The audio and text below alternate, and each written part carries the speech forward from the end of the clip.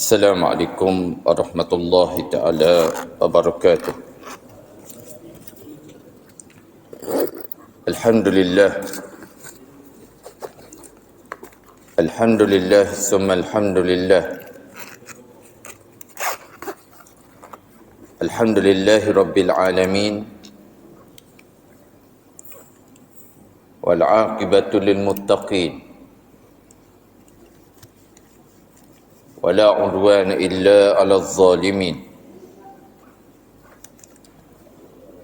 Asyhadu an la ilaha illallah wahdahu la syarika lah. Wa asyhadu anna Muhammadan 'abduhu wa rasuluh. Allahumma salli ala sayyidina Muhammad wa ala alihi wa sahbihi wattabi'ina lahum bi ihsanin ila yaumiddin, amma ba'du. Faya ibadallah, usikum wa iyaya bitaqwallahi wa ta'atih,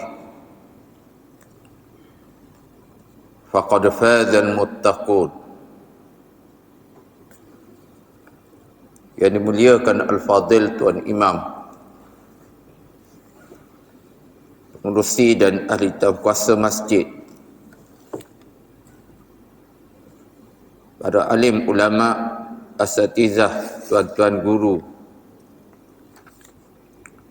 seterusnya seluruh sidang jemaah muslimin muslimat yang dimuliakan Allah Subhanahu wa taala. Alhamdulillah, tamanya kita manjatkan setinggi-tinggi kesyukuran kita kepada Allah Subhanahu wa taala. Dengan izin limpah rahmatnya,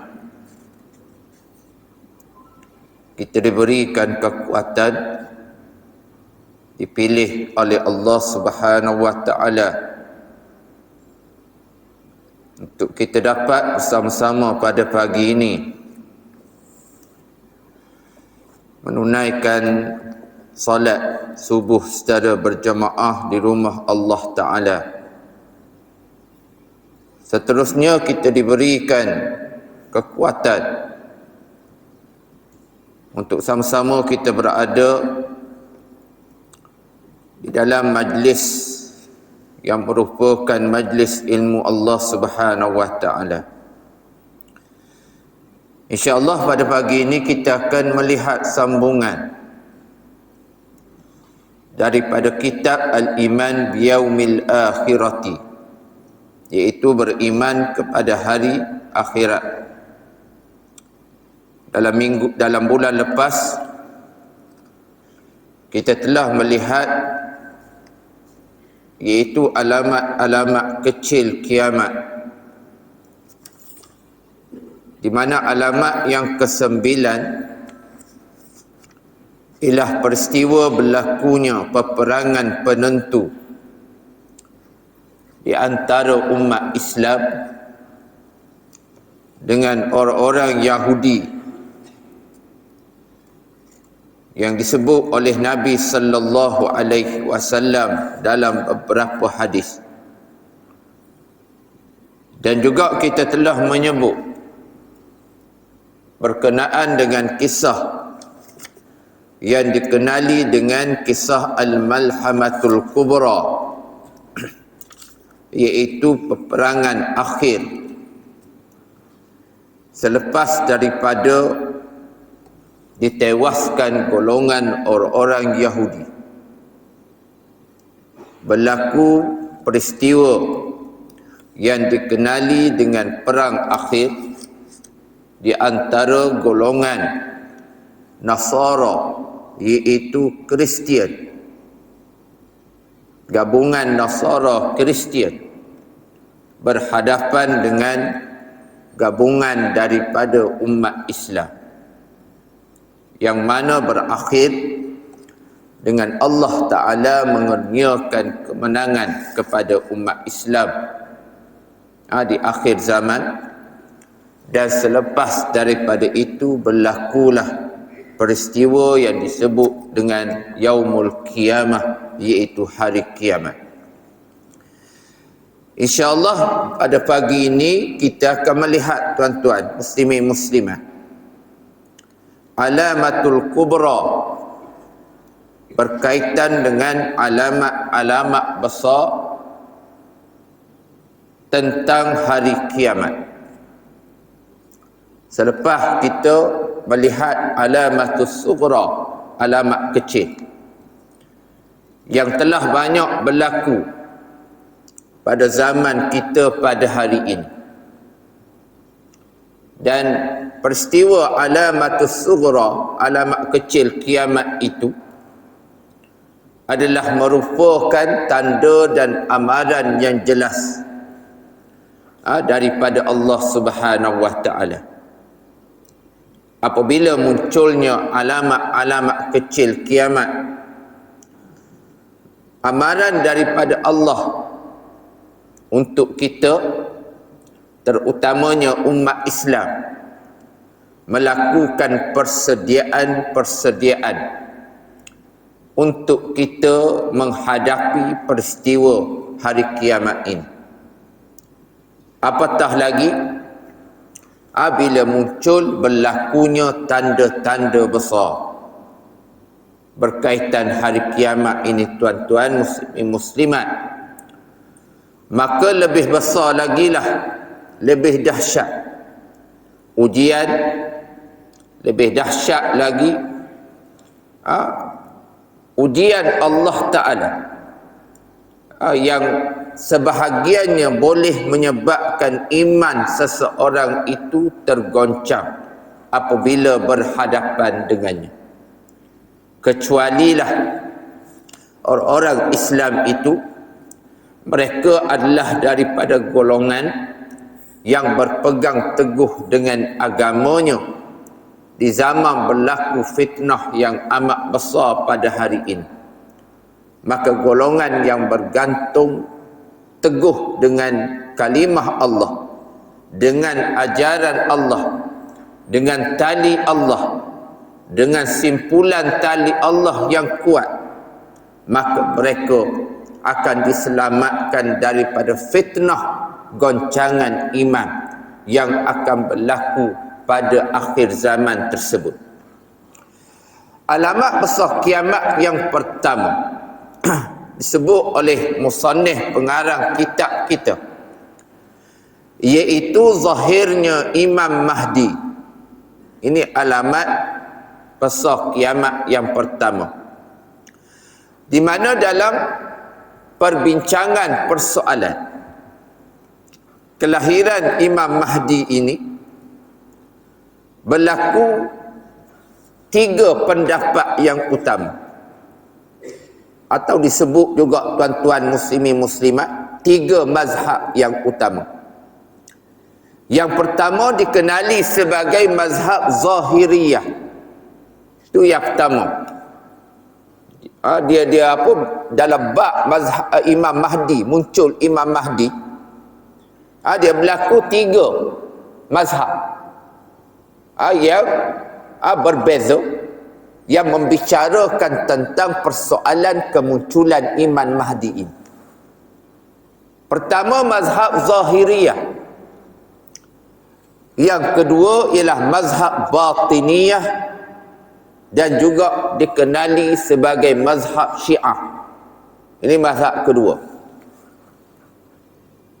Mazhab yang ketiga adalah mazhab Ahli Sunnah wal Jamaah. Ini mazhab kita, mazhab Ahli Sunnah wal Jamaah. Adapun mazhab Zahiriyah ialah satu pandangan berkaitan dengan kemunculan Imam Mahdi berpandukan kepada akal semata-mata. Dia berpandukan pada akal sahaja.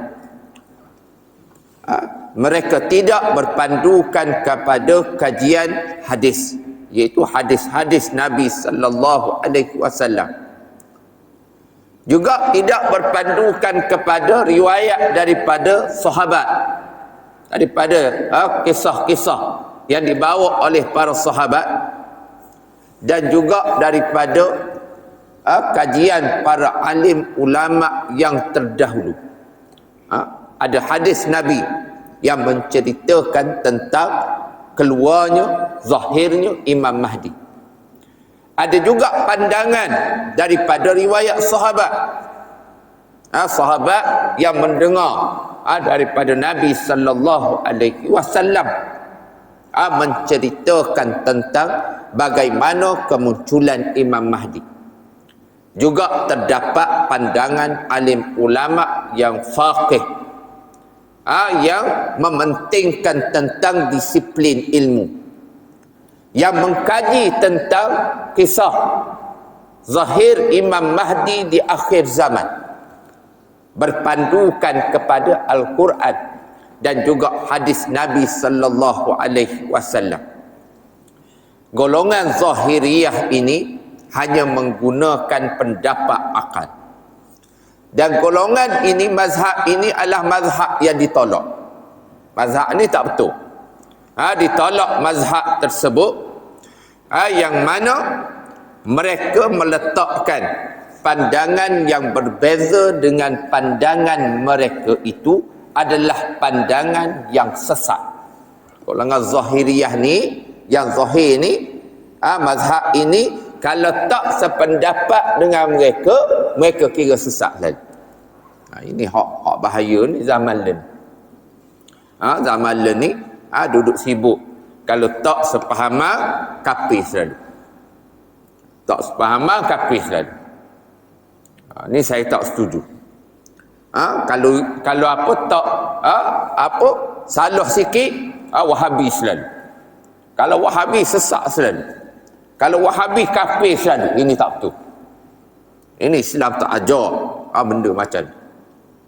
Masalah nak mengkafirkan seseorang itu, dia ada kaedah dia, alim ulama letak. Tak boleh ikut sedap mulut senang-senang. Nak kafirkan seseorang. Ini tak betul. Tetapi inilah yang digunakan oleh mazhab Zahiriyah. Di antara ulama Zahiriyah yang berpegang dengan pendapat bahawa kemunculan Imam Mahdi ini adalah merupakan sekadar simbolik. Ini pendapat Zahiriyah. Hadis-hadis Nabi itu bukannya Imam Mahdi muncul dengan batang tubuh dia, hanya simbolik sahaja. Di antara yang berpegang dengan pandangan ini ialah Ahmad Amin di dalam kitabnya Sahihul Islam. Di antaranya Sa'id Muhammad Al-Hasan dalam kitabnya Al-Mahdiyah fil Islam, Imam Mahdi dalam Islam. Di antaranya juga Muhammad Abi Abi'ah. Ni ulama-ulama Zahiriyah. Kesemua mereka menyatakan pandangan bahawa kemunculan Imam Mahdi dan turunnya Nabi Isa alaihi salam pada akhir zaman adalah merupakan simbol kemenangan kepada kebenaran. Maknanya tak muncul. Cuma ia adalah simbolik, maknanya orang Islam ni dia akan menang. Masa menang itulah disebut tentang muncul Imam Mahdi, munculnya Nabi Allah Isa alaihi salam. Dan zahirnya Dajjal, mereka juga tolak Dajjal ni muncul. Kemunculan Dajjal juga merupakan simbolik sahaja kepada peristiwa berlakunya fitnah yang dahsyat pada akhir zaman. Bila akhir zaman, fitnah ni berlaku dahsyat. Berlaku kesesatan yang meluas di kalangan umat manusia. Dan golongan Zahiriyah, mazhab Zahiriyah ini, mereka hanya berpandukan kepada akal semata-mata, tanpa mereka meletakkan panduan asas kepada nas-nas dan hadis-hadis yang sahih. Jadi mereka tak guna nas dan juga hadis yang sahih. Ini mazhab yang pertama. Adapun mazhab yang kedua berkaitan dengan kemunculan Imam Mahdi, dikenali sebagai mazhab Batiniyah dan juga mazhab Syiah. Golongan yang kedua ini, mereka mensabitkan zahir Imam Mahdi. Mereka membetulkan bahawa Imam Mahdi ini dia akan muncul akhir zaman. Tetapi yang menjadi masalah, mereka telah menokok tambah. Mereka tambah dengan hujah-hujah, yang mana hujah-hujah berdasarkan dalil yang sangat-sangat dhaif, ataupun dalil yang maudhu', yang ditolak, yang direka cipta. Hadis-hadis maudhu' yang disadarkan kepada Nabi sallallahu alaihi wasallam. Dan di antara mereka yang berpendapat bahawa apa yang dikatakan Imam Mahdi itu ialah seorang yang bernama Muhammad bin Hasan al-Askuri. Muhammad bin Hasan al-Askuri. Mereka kata Imam Mahdi ini ialah Muhammad bin Hasan al-Askuri.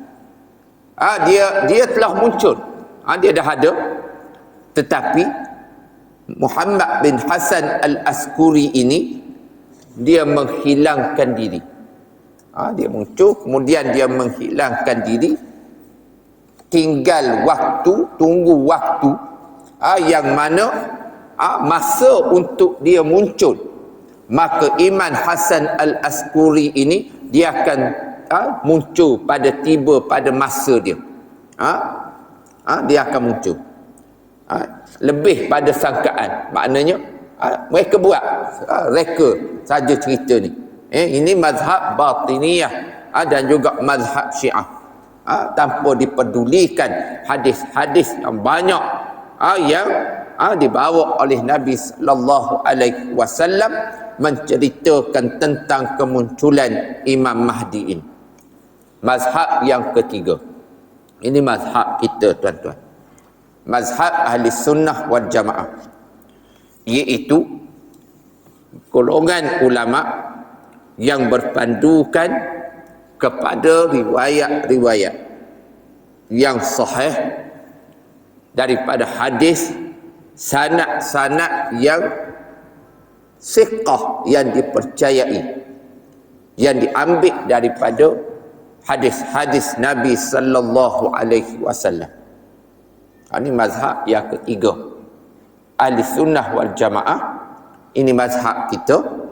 Dan di antara imam-imam ulama yang berada pada mazhab ahli sunnah wal jamaah ialah Imam Malik, Imam Abu Hanifah, Imam Syafi'i, Imam Ahmad bin Hanbal, Imam Hafiz Ibn Kathir, Imam Sayuti, Ibn Hujjar Haytimi. Ini di antara ulama ahli sunnah. Syekh Islam Ibn Taymiyah dan ramai lagi daripada kalangan ahli sunnah wal jamaah yang berada dalam mazhab yang ketiga ini. Oleh itu kita mengambil kisah tentang kemunculan Imam Mahdi berdasarkan pendapat mazhab yang ketiga, bersandarkan kepada hadis-hadis yang sahih dan sanad-sanad yang kuat yang disandarkan kepada Nabi sallallahu alaihi wasallam.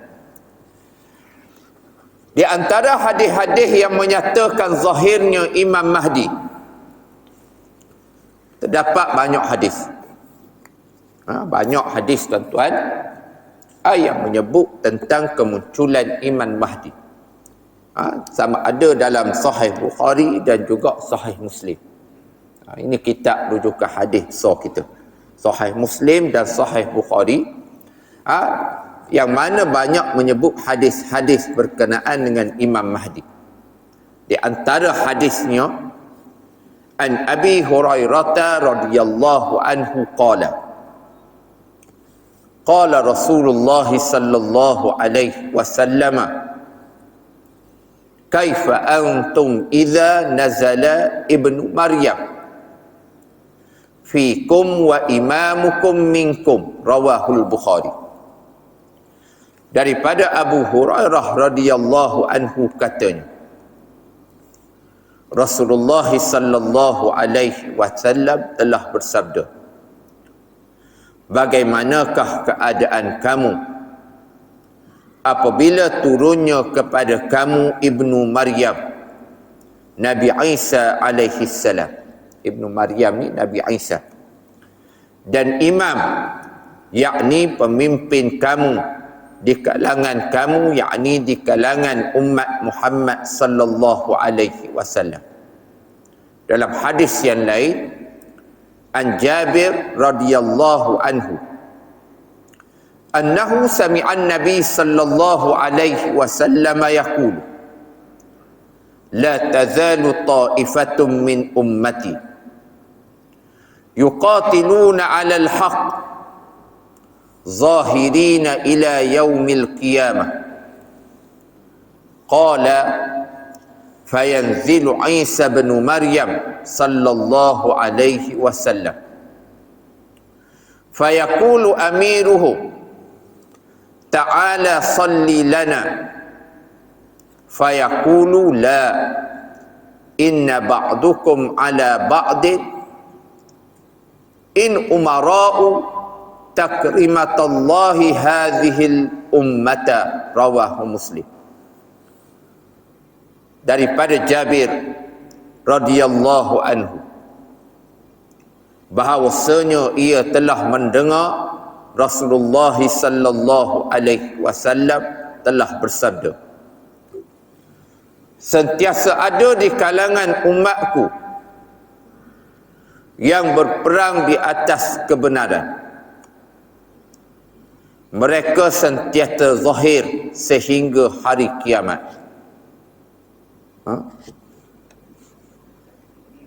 Lalu Nabi sallallahu alaihi wasallam bersabda lagi, lalu turunlah Nabi Isa bin Maryam alaihi salam, maka ternyatalah pemimpin mereka umat Islam pada masa itu. Silalah sembahyang, yakni menjadi imam kepada kami. Lalu ia bersabda, tidak, sesungguhnya di kalangan kamu menjadi pemimpin di atas lain sebagai kemuliaan dari Allah kepada umat ini. Hadis Jabir ini menunjukkan ada beberapa perkara, poin yang kita boleh lihat. Yang pertamanya Nabi sebut berkaitan dengan Islam. Berkaitan dengan Islam. Agama yang dibawa oleh Nabi kita, Nabi Muhammad sallallahu alaihi wasallam 1400 tahun yang lampau. Islam ini adalah satu agama yang seruan dakwahnya adalah mengesakan Allah. Akan berlaku pasang surut kepada Islam ini. Ada masa Islam ni dia akan duduk di atas. Islam dia akan duduk di atas. Maknanya dia akan memerintah, menguasai dunia. Ada masa Islam berada di bawah. Permulaan Islam duduk di bawah. Selepas daripada Fathul Mekah, Islam ini berkembang menjadi satu kuasa besar dunia, sehingga disambung dalam pemerintahan oleh para khulafa'ur rasyidin, sehingga Islam berkembang memerintah 1/3 daripada dunia sampai ke seluruh benua, sehinggalah benua Eropah yang berpusat di di Spanyol, berpusat di Spanyol, bagaimana Islam ni berkembang sebagai satu tamadun, satu pusat keilmuan yang hebat.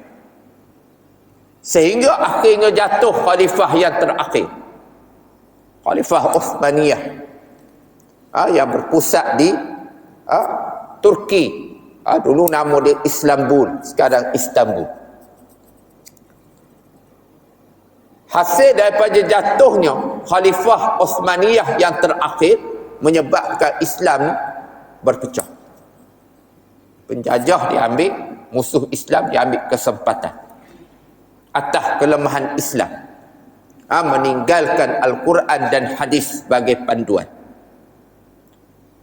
Lalu dijajah negara-negara umat Islam, dijajah, dipecah-pecahkan, dipecahkan daripada satu negara kepada beberapa negara. Di antaranya Syam dipecahkan. Syam ni satu, dipecahkan. Syria, Palestin, Jordan, dipecahkan, menyebabkan semakin lemah umat Islam. Umat Islam lemah. Akan tetapi dalam kelemahan umat Islam tu, Nabi telah menyebut dalam hadis ini bahawa Islam ni dia tidak akan padam, dia tidak akan hilang. Tetap ada ta'ifatun. Dalam setiap zaman, tu, setiap tempat akan ada sekumpulan umatku, yakni umat Islam, yang tetap berada di landasan memperjuangkan agama Allah Subhanahu wa ta'ala. Semua tempat akan ada. Buat macam-macam mana pun, musuh Islam tak boleh nak lenyapkan Islam. Yuriduna liyutfi'u nurallahi biafwahihim wallahu mutimmu nurihi walau karihal kafirun. Kalau kita lihat orang kafir ni, penjajah ni, dia buat, maknanya perancangan tu kemah, maknanya Islam ni tak akan boleh muncul. Di Turki, kita ambil contoh di Turki, bahasa Arab diharamkan. Bila jatuh khalifah yang terakhir, naik Kama Atatürk laknatullahi alaih, yang jasadnya sampai hari ini bumi tak terima. Naik Kama Atatürk, diharamkan bahasa Arab. Azan diharamkan. Mesti guna, nak azan, guna kod bahasa Turki. Al-Quran diharamkan dalam bahasa Arab. Semua diharamkan. Tapi Allah Ta'ala kata, mereka nak padam cahaya Allah dengan mulut mereka, perancangan mereka. Tapi janji Allah Ta'ala apa? Wallahu mutimmu nurih. Allah akan menyempurnakan cahaya Islam ini walaupun dibenci oleh orang-orang kafir. Tak berjaya. Hari ini Turki bangkit kembali. Azan dalam bahasa Arab dibenarkan. Gereja yang dulunya masjid dibuka kembali sebagai masjid, dibebaskan. Ini kita lihat kuasa Allah Ta'ala. Kita lihat contoh di Palestin. Umat Islam di Palestin, tuan-tuan, saudara kita. Walaupun dikepung oleh bangsa Yahudi, Israel, berapa lama dah, tetapi mereka mampu bertahan. Mampu bertahan. Berjuang dalam memperjuangkan agama Allah Subhanahu wa ta'ala. Sama juga di negara kita. Walaupun penjajah masuk, bawa macam-macam fahaman, pisahkan politik dengan Islam dan sebagainya, tetapi masih ada satu kumpulan yang akan tetap berjuang dalam memperjuangkan agama Allah Subhanahu wa ta'ala. Dan janji Nabi ni, umat dia akan berjuang. Ada golongan yang berjuang sampai bila? Sampailah munculnya akhir zaman, iaitu sehingga muncul kedatangan Nabi Isa, turunnya Nabi Isa alaihi salam, yang mana Nabi Isa alaihi salam sebagaimana disebut dalam hadis ini adalah merupakan seorang nabi yang diturunkan pada akhir zaman. Dan ketika mana diturunkan Nabi Isa alaihi salam, ketika diturunkan Nabi Isa alaihi salam, adanya daripada kalangan umat Nabi Muhammad seorang pemimpin yang saleh, pemimpin yang adil, sehingga Nabi Isa alaihi salam menolak perlawaan daripada umat Nabi Muhammad supaya Nabi Isa ini menjadi imam. Ini hadis Nabi daripada Jabir. Maknanya bila Isa turun, orang pakat tolak Isa, Nabi Isa supaya jadi imam. Nabi Isa alaihi salam tolak, tak nak terima jadi imam. Sebab apa? Sebab Nabi Isa alaihi salam menyatakan bahawa umat Nabi Muhammad ini adalah umat yang mulia banding dengan aku. Nak banding dengan aku, kamu lebih mulia. Dan pada masa tersebut Nabi Isa tolak, dan imam yang ditampilkan di hadapan itulah yang para alim ulama menyatakan ia merupakan Imam Mahdi. Imam Mahdi ini daripada umat Nabi Muhammad, dialah yang menjadi imam semasa Nabi sallallahu alaihi wasallam Isa alaihissalam diturunkan. Dalam hadis yang lain disebut Abi Sa'id Al-Khudri radhiyallahu anhu qala Rasulullah sallallahu alaihi wasallam abashirukum bil mahdi yub'atsu ala ikhtilafi minan nasi wa zalzala fil al-ardi. Daripada Abi Sa'id Al-Khudri radhiyallahu anhu menyatakan Rasulullah sallallahu alaihi wasallam telah bersabda, aku menyatakan khabar gembira kepada kamu. Nabi SAW sebut nak cerita satu cerita gembira pada kamu. Dengan zahirnya Imam Mahdi ketika manusia di dalam pertelingkahan, di antara tanda muncul Imam Mahdi, kita duk balah. Akhir zaman kita duk balah ikut dah. Orang awam balah sama dia. Ulama duk balah sama dia, kekoh sama dia. Ini tanda muncul Imam Mahdi. Berlaku peperangan dan sebagainya. Bila alim ulama, sesek ustaz duk balah sama dia, hak bawah lagilah bengong belaka. Kita orang biasa ni lagi pening. Ini fitnah media masa akhir zaman. Fitnah media masa. Ini berlaku pada kita pada hari ini. Padahal bukan tak boleh pergi jumpa. Alim ulama ni dia berbeza pendapat. Jumpalah, bawa hujah masing-masing. Hujah yang kuat ambil belapang dada, okey, tak ada masalah. Ni apabila duk pakai puh dalam Facebook dan sebagainya, guna media masa, ini jadi masalah. Orang biasa pula jadi tukang tokok tambah, jadi nasi tambah. Jadi besar masalah. Bila berlaku pertelingkahan di kalangan umat manusia ni, doa lalu. Sampailah tak tahu mana betul, mana hak, mana zahir, mana batin. Tak tahu. Pening berlaku. Pada masa tersebut, di antara tanda Allah Ta'ala akan hantar Imam Mahdi.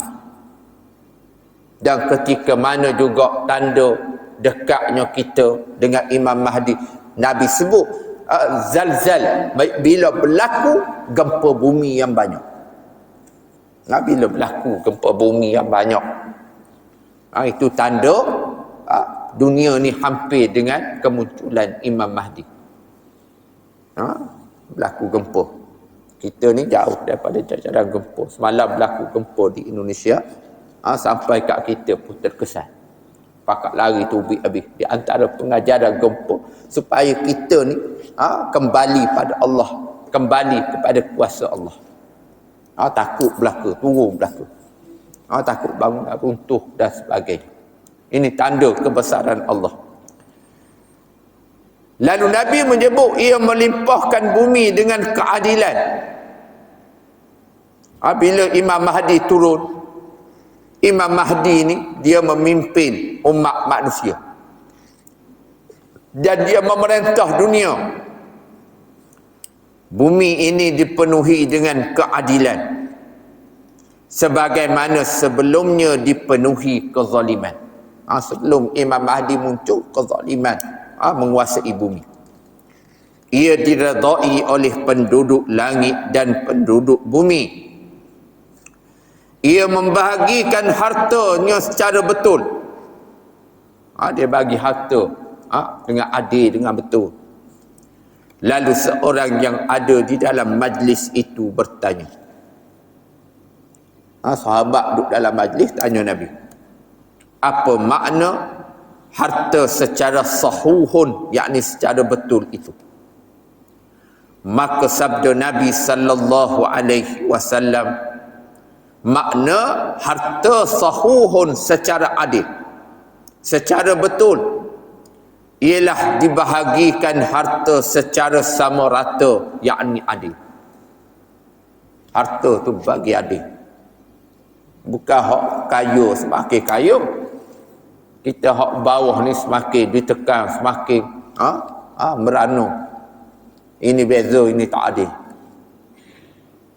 Hak atas gaji ratus ribu, dapat projek lagi, dapat apa lagi, macam-macam. Tak habis-habis, kaya semakin kaya. Rakyat hak bawah ni semakin tertekan, semakin tertekan. Makna tak ada sumber nak teruskan kehidupan. Ini tak adil. Kena cukai ini, kena cukai itu. Kalau buat salah, kena sama, kena ini. Orang besar-besar lepas belakang. Ini tak boleh.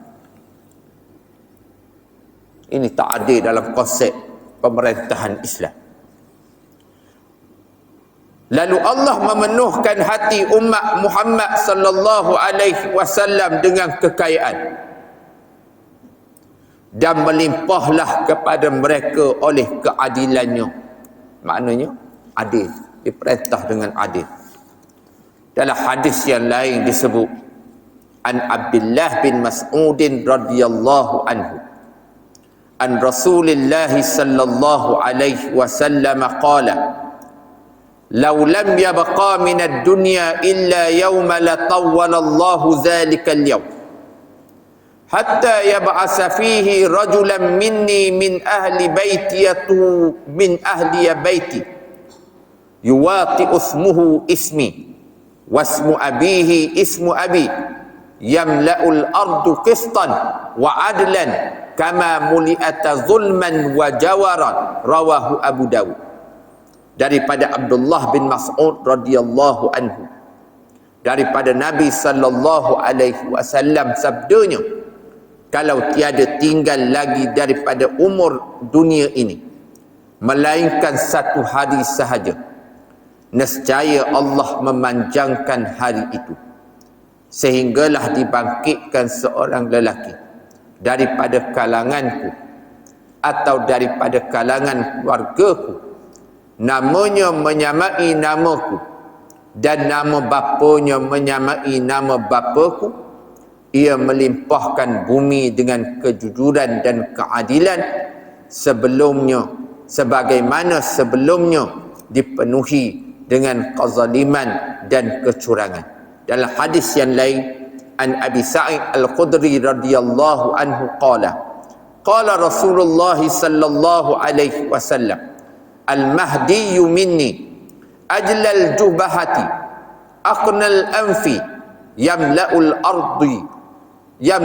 arda qistan wa adlan kama mali'at zulman wa jawran yamlika sab'a sinina, rawahu Abu Dawud.